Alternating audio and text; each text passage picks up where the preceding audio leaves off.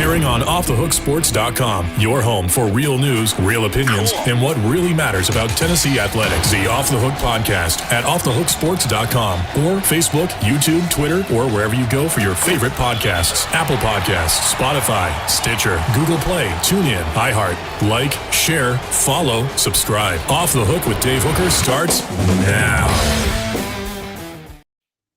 Here we go. We are off and running with the SEC Media Days in the background. Please like and subscribe to this video and you'll hear more. We wanted to thank our friends at Biles Automotive Group and Big Orange Phillies. I'll tell you more about them here momentarily. But it was SEC Media Days this week, the unofficial kickoff to football season. John Adams with the Knoxville News Sentinel is everywhere. A fantastic podcast as well with the News Sentinel, and you can read him. The USA Today Network. And John, one of the biggest storylines at SEC Media Days is who's number two? Who's number two in the SEC East? And spoke to a lot of our mutual friends there, and it was split, but I'd say the majority thought Tennessee would be in second. Yeah, I think South Carolina's getting attention for that spot too. Some people like Kentucky. I don't, but some people do. You also could say the same for the SEC West. Once you go behind Alabama, a lot of different teams are drawing attention there. Arkansas is among them. Even Ole Miss. You don't know how Ole Miss might do with all the transfers, but it fared well at that last year. Texas A&M, of course, and LSU could be pretty good under Brian Kelly. I think that adds to a lot of the preseason interest, but it's still significant, I think, that not many people really think anyone's about to knock off Alabama or Georgia in the East, despite all the guys Georgia lost to the NFL. Well, I'll tell you who I picked second in the SEC East. Right after I tell you about Biles Automotive Group, it starts with integrity. We want, appreciate, and need your business. That's Biles Automotive Group on Callahan.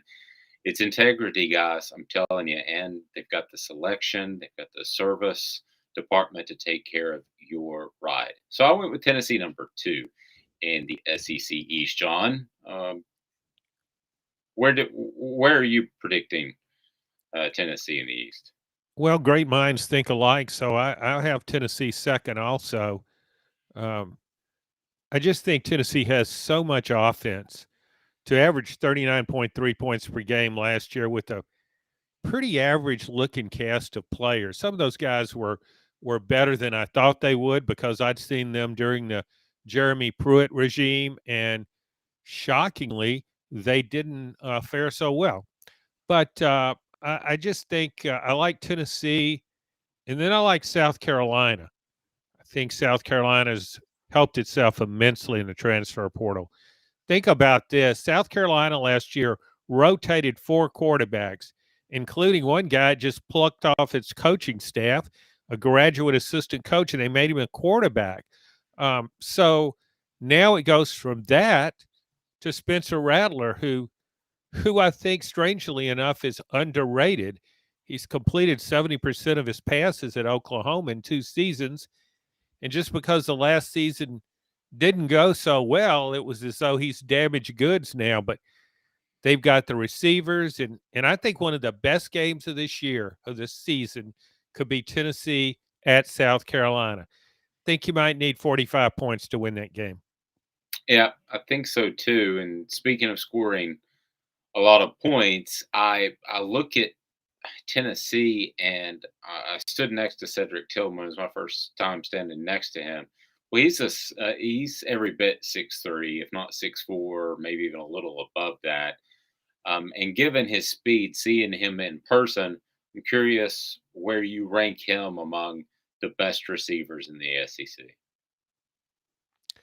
Well, he's right near the top. I mean, I like him more than Jermaine Burton, who transferred from Georgia to Alabama. Burton has great breakaway speed, but what's so good about Cedric Tillman? He does a lot of things, and I love those receivers that when the ball is in the air, you think they're going to get it. And he's one of those guys, and he runs good routes too, and he's been a perfect fit for Heupel's offense. So I can't. Oh, I'm sorry. I'm leaving out Kayshawn Booty at LSU. He's probably combination of speed, elusiveness. He might be the best guy, but I would say Tillman's right behind him. Yeah, but if I would have told you this time last year, talking about one of the elite receivers and one that had already gone on to the NFL in Bayless last year, and one of the preseason candidates for all SEC and quarterback as well, that would have been a pretty stunning statement in July of 2021. Yeah, I think a lot of people would call you an idiot or something similar to that. I've been called that. Yeah, I know you have. But yeah, it's really interesting how Josh Heupel was able to get more out of some guys that had just kind of been hanging around under Jeremy Pruitt. The way Cedric Tillman blossomed, you used the right word. It was pretty stunning, and even Valus Jones did so much better under Heupel than he did under Pruitt. You're right. He did. And I look at the way that Tennessee is able to move the ball, and I think you and I have talked about this before, and I asked Josh Heupel about this: the importance of a 4-minute offense to give his defense a break. The thing he said quite simply is you've got to be able to run the ball to do that. It was kind of like an old school answer that we kind of sometimes overthink, and then all of a sudden he just says, "Oh, you just got to run the football." Oh, yeah, that's right.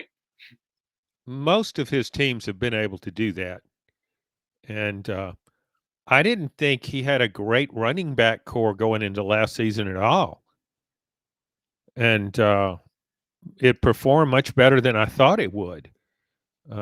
So I kind of expect the same thing. I think Tennessee will be able to run the ball. All of his teams, whether he was at Central Florida or he was at Missouri as an offensive coordinator, they were able to run the ball, and he usually ran the ball by committee. He never wore out one guy. Had a lot of different guys, 2, 3, maybe even 4 guys that he used in the running game. Yeah, they Tennessee's skill position players, I think, are sometimes a little maybe underrated because of the offense that they're in. You expect somebody just to step in there, put the keys in the ignition, and take off. I mean, they're a pretty talented bunch. I think so much was made of Jalen Hyatt this spring. Coaches were very flowery in their praise of him. He's been here 2 seasons, highly recruited player who'd been just kind of okay. You would see glimpses of his potential, but you never saw it game after game after game, or play after play. So he gives Tennessee speed in the slot receiver. And then if you add Brew McCoy, if he in fact will be eligible this season, the transfer from Southern California, he was dismissed from that program. Um, that's a really solid group of receivers, and guys with a good combination of both speed and height. And hype. I see what you did there. You can watch Tennessee hypeful. Yeah, it's good. You can watch Tennessee play at Big Orange Phillies right there in the heart of Halls. It's on Maynardville Pike. Big Orange Phillies.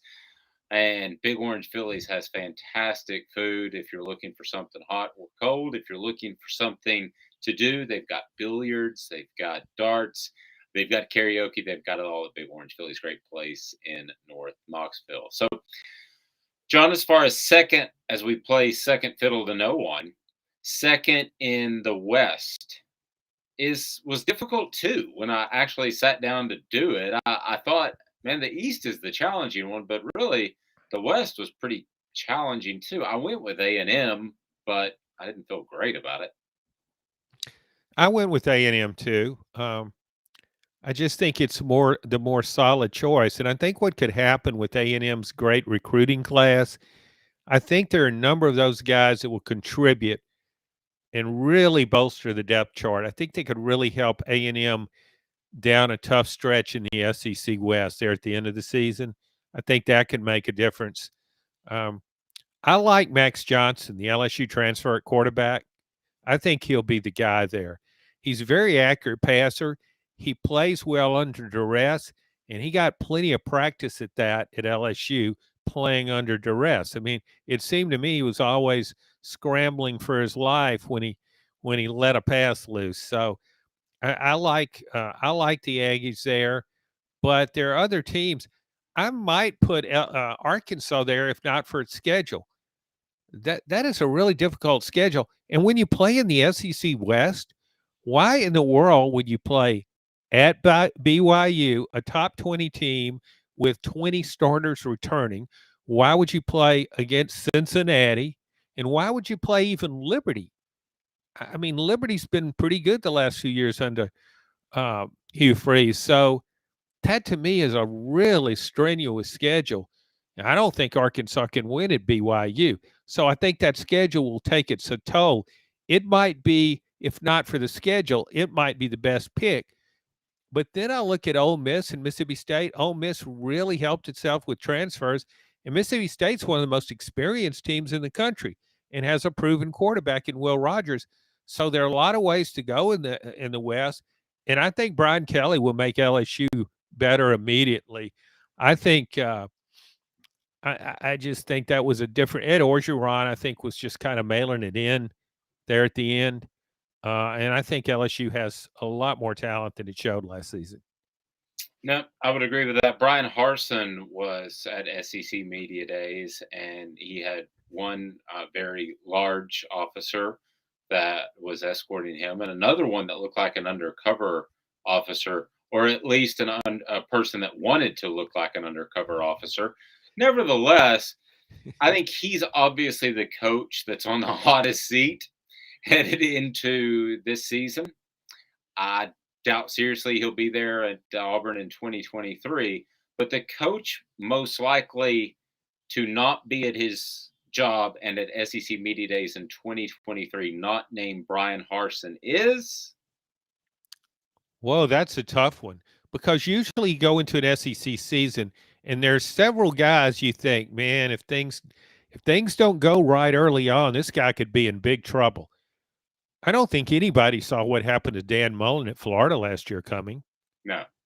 But I have a really hard time. I actually wrote a column on this.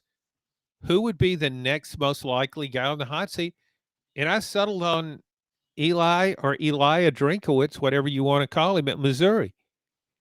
I Yeah. don't know if Missouri cares enough to make a change, but it's just to me that's a tough job in the conference, and he's recruited better, but you're not seeing the results on the field.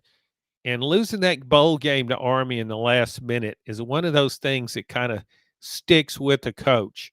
And when things are not going well, you reference back to that and say, well, look, he couldn't even stop Army from marching the length of the field in the last minute in that bowl game. So I would probably pick him. And I don't even know who else would be under consideration. Though, as I said, things can happen very quickly in this league. True. I phrased that question purposefully in a tricky sort of way. You're such a I'm talking like, trickster. yes, I'm wild.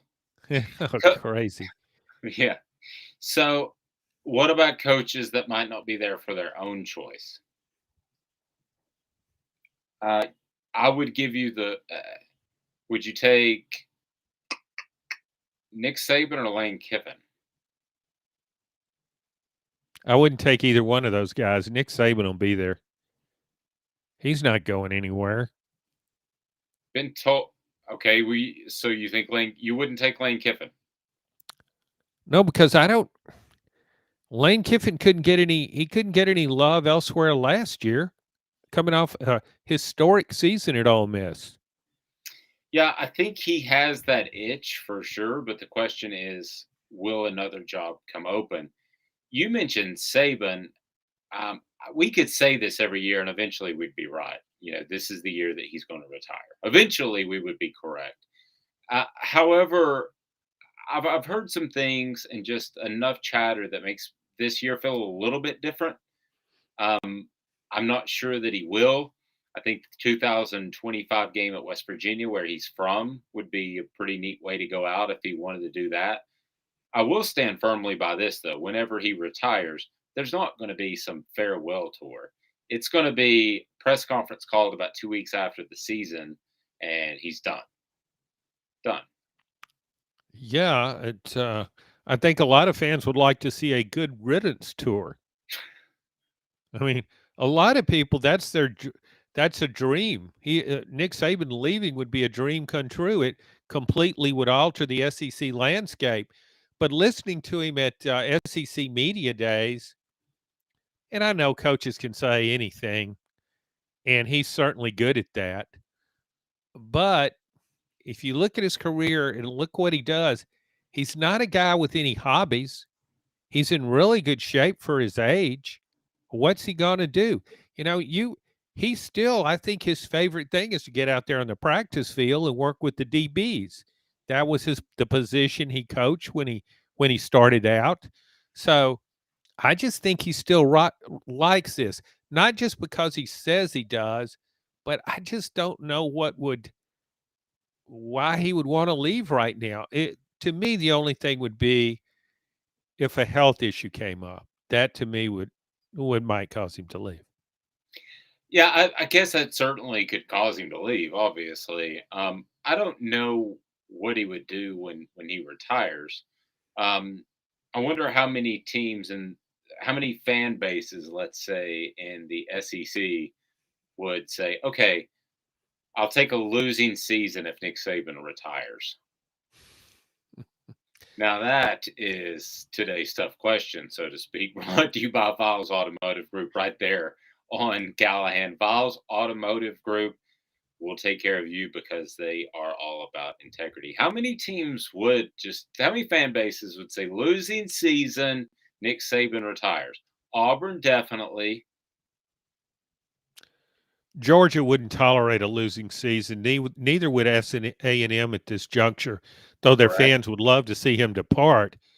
Correct. LSU wouldn't either because Correct. it hates losing too much. Tennessee, I don't Oh, know. no, I think Tennessee's expectations are too high. I don't think their fan base would be. I think if Tennessee had a losing season, Nick Saban retired, they would walk away feeling shortchanged. I wonder about Ole Miss. I mean, sometimes it feels like they're as much out there to have fun as really win football games because they enjoy it when Lane Kiffin lights the tree for Christmas and does funny tweets and signs mustard bottles. But if they could potentially beat Alabama every once in a while because Nick Saban retired, I wonder about Ole Miss if they'd say, "All right, one losing season." I don't think so because Ole Miss beat him under Hugh Freeze. And what did it do for them? It ended up I get really choked up. This is emotional for me talking about Nick Saban leaving. I want him to stay here forever. So I Yes, apologize for the I coughing get outburst. I get choked up when you talk about Hugh Freeze, just personally. Yeah, we probably shouldn't go too far down that road. No, but yeah, I mean, he beat them 2 times in a row. But still, I mean, you are talking about the most dominant program in the history of college football. So, I mean, to see that go away, I mean, I think there'd be something there for Mississippi State too. I think there are a handful of fan bases that if you actually polled them, would you give up a winning season for Nick Saban retiring? I think there are a few out there. John, as far as moving forward, you talked about a lot of the transfers, and there are a lot. You mentioned South Carolina, Ole Miss, Alabama brings in a running back and Jameer Gibbs from Georgia Tech, and there are going to be some surprises out there from the transfer standpoint. Is there any one player in particular that could be the 2022 Hendon Hooker? Yeah, there are a number of candidates for that. Well, I I mean, mean, there are also is there one that stands out in particular? well, I guess it depends on how you look at it. What are you expecting to gain? I think Alabama. We're talking about a team that can win the national championship, of course. Alabama's defense is at its best when it has two really good cover corners. It has one in Kool-Aid McKistry. So what does it do? It goes out and gets a transfer from LSU, a preseason All-American in Eli Ricks. He was hurt last year, but if he's 100%, they've kind of got exactly what Alabama's defense needs, two lockdown cornerbacks. So I think in terms of the championship race, that could be the most significant one. The other one, I mean, overall, though, to me, South Carolina got a guy that was considered the front runner for the Heisman last year, Spencer Rattler, going into that Oklahoma season. So the what South Carolina made up at one position, and to think it won 7 games last year, I see no reason why it couldn't win 9 this season. He's worth 2 more wins. Yeah, very possible. Big Orange Philly is a great place to watch sports. I know a lot of people that love to hang out and I don't know, eat great food, drink a beverage, and watch a game. Yeah, that's the place to do it. Big Orange Phillies. You'll have a fantastic time. The thing that I really want to be sure to mention, it's family friendly, family oriented, and you're going to love Big Orange Phillies. So check them out. They're in North Knoxville on Maynardville Pike. Very convenient anywhere in North Knoxville. You'll love them. Big Orange Phillies and Biles Automotive Group brings you this Balls report. For John Adams, I'm Dave Hooker. This is a production of Off the Hook Sports.